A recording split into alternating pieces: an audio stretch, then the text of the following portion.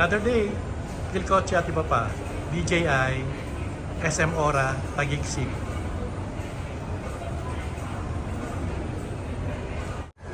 Hello guys, good morning.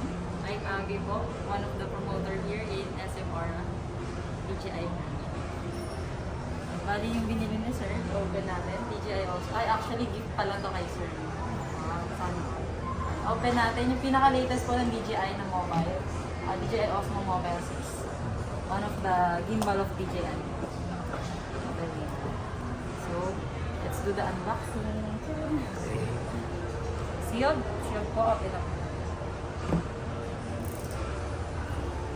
Open ko na po.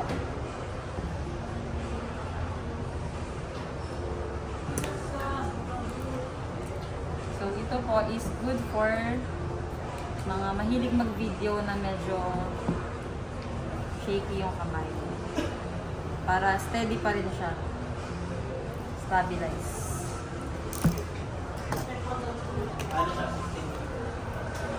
So, here's the box. Included in the box is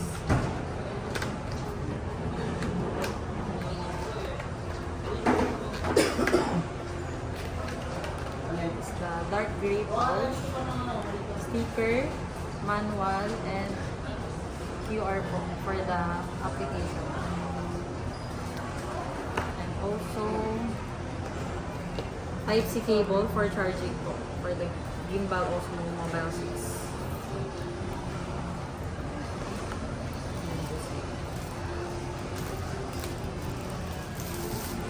Here's the gimbal Mobile 6 and included with tripod.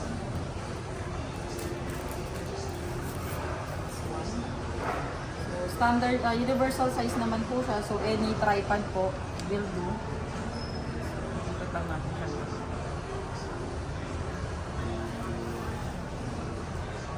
And then this one, the magnetic for the phone. Yung proper way sa paglagay ng phone, so dapat naka-OM po siya, and then here for the camera po. This side for the camera. OM. So, once we unfold the Mobile 6, automatic on siya. So, since naka-on na po siya, before tayo maglagay ng phone, dapat ita-turn off po muna natin siya kasi i-avoid po natin na laging hawakan yung gimbal kapag naka-on na po siya. So, let's turn it off. Then, lagay natin yung phone. Ito na lang po. Ayan. By the way, bago po natin ilagay yung phone, make sure na meron na po tayong mobile app. Yun yung DJI Mimo. Kita po ba? Yan.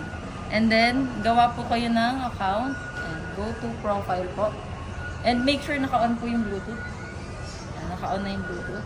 And so, may wala pa siyang account. So, pwede naman din later. So, lagay naman natin. So, OM, yung proper placing po ng phone. And then, magnet po natin from here to here. Nakita natin na ano po siya, fixed and proper way yung pagkakalagay. Then, saka po natin siya i-on. And then yan, magna-navigate na siya. And mag-auto pairing na siya once na pumunta tayo sa camera. Medyo mababa po ating brightness.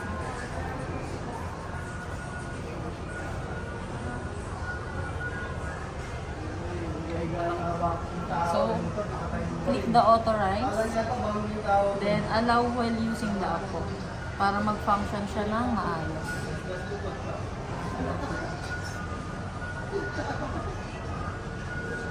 Get started. So, meron naman tayo ditong tutorial. Pero i-X na lang natin kasi nasukin. Pero basahin ko na lang din muna. Let's record a video. Press the shutter record button. So, this one po yun. Ayan. So, recording her start. So, press ulit natin. Tap the record button again to stop recording. So, press ulit natin dito. Ito yung recording button and capturing button. Well done. Now you have learned how to start and stop recording the video.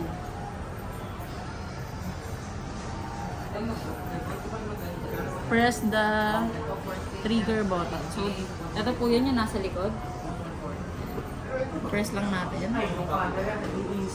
Double press po.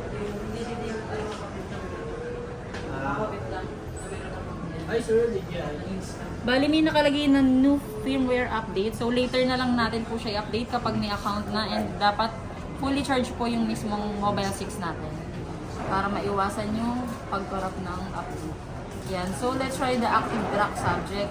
So, dapat may subject tayo dyan. So, can you drag me, sir? Or draw a box po.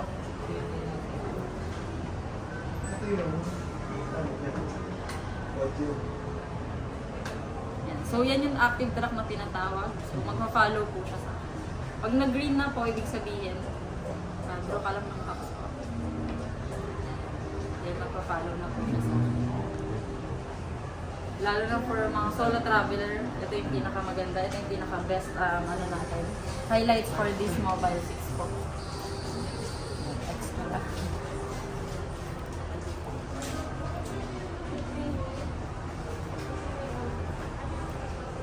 X na lang muna natin.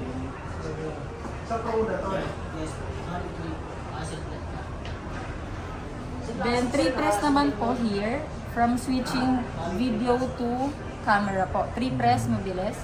1, 2, 3. So, from video to camera po, nag-switch siya. Then, from back to front, 1 switch lang po. So, ayan. Then, naka-automatic, ano din po siya. Ayan, track by switch. So, X natin. Back natin din agad. So, this one naman po, meron siyang zoom in, zoom out. Then, meron din siyang palm selfie. So, i-on lang natin yung gesture. So, pag na-detect niya yung palm,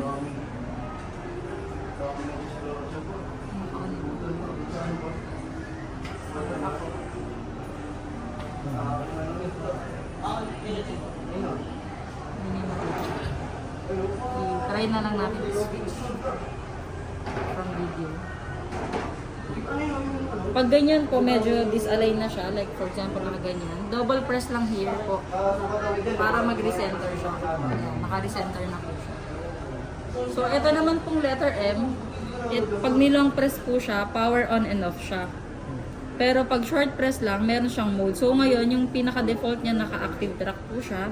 Then, pag one press, ayan, meron siyang tilt lock. Ito naman yung kahit anong galaw ng gimbal is naka-steady lang yung pinakang phone. Isa pang mode. FPV naman po yan. Kung ano naman yung galaw ng arm mo, susunod po siya. And then next. Ito naman yung spin shot po. I-ano natin, i-record. Ayan. Rotate mobile device with joystick suitable for capturing corridors and street. Jitter may happen during preview to system issue. So, ito po yung spin shot. Yung mag-iikot na po siya. Ayan, dahan-dahan. Ito yung mga nag-i-slow mo na video. So, yun na yung pinaka-max niya. So, balik natin. Try ko po mag-record Balik tayo sa video.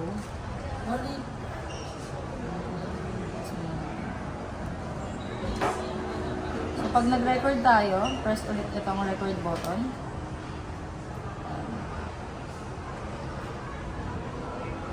For example, nire-record natin yung DJI. Stop. And then, dito po natin makikita yung na-record po natin. Direct na po siya sa gallery. So, meron na ring editor po dito. Pwede nyo na rin siyang i-edit. Ayan, naka-slow mo lang siya.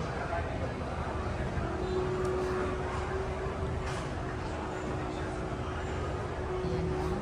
And then, before natin tanggalin yung phone, make sure i-off din po natin siya. Turn it off. And then, just bend it lang po. So easy. Yung proper folding po, make sure naka-align po siya sa screen, sa mini screen natin. Then ito po yung lock niya. So, yan na po.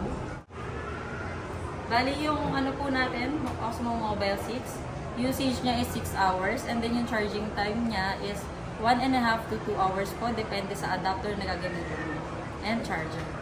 And then yung proper way po, pag nag-fold po, make sure naka-turn off. Then, recenter lang natin sa mismong screen, off, and then ito po yung lock.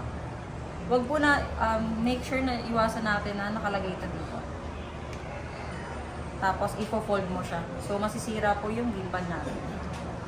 So, proper way, tanggalin lang natin ito. Then, lagay na natin siya sa pouch nang nakaseparate po yung tripod and this one. Yun lang guys. Thank you for watching.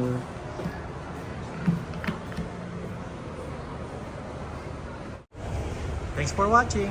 Please subscribe, like, share my videos. Phil Kotse at iba pa. Stay safe.